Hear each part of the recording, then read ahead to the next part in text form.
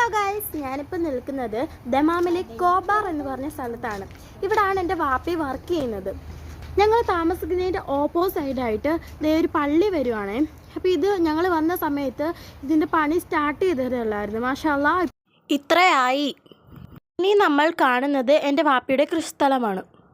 ആദ്യം നിങ്ങളെ പരിചയപ്പെടുത്താൻ പോകുന്ന കരിമ്പാണ്. ഇത് വാപ്പി വന്ന സമയത്ത് നട്ടതാ. ഇപ്പം ഇത്രയും വളർന്നിട്ടുണ്ട്. അടുത്തതായി കറ്റാർവാഴയാണ്. മുളകുണ്ട്, മുളക് തൈ, 10 മണിച്ചെടി ഉണ്ടല്ലോ. വീണ്ടും ഒരു മുളകും തൈ ഉണ്ട്.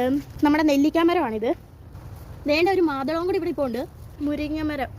പിന്നെ ഒരു മാവുണ്ട്. മാവ് ഇത്ര ആയിട്ടേ ഉള്ളൂ. പിന്നെ ഒരു സ്പെഷ്യൽ ഗസ്റ്റിനെ പരിചയപ്പെടുത്താം. നമ്മുടെ ചീനിക്കമ്പ് ഏകദേശം ഇത്രയും വളർന്നിട്ടുണ്ട്. പിന്നീട് താണ്ടി ഇവിടെ ഒരു മുന്തിരിയും നട്ടിട്ടുണ്ട്. ഇതൊക്കെയാണ് എൻ്റെ വാപ്പി ഫ്രീ ടൈമിൽ രൂപപ്പെടുത്തിയെടുത്ത ചെറിയ കൃഷിസ്ഥലം. ഈ വെയിലത്ത് ഇതൊക്കെ കിളിച്ചു വരുമോയെന്ന് അറിഞ്ഞുകൂടാ. കിളിച്ചു വന്നില്ലെങ്കിൽ ഗോവിന്ദ.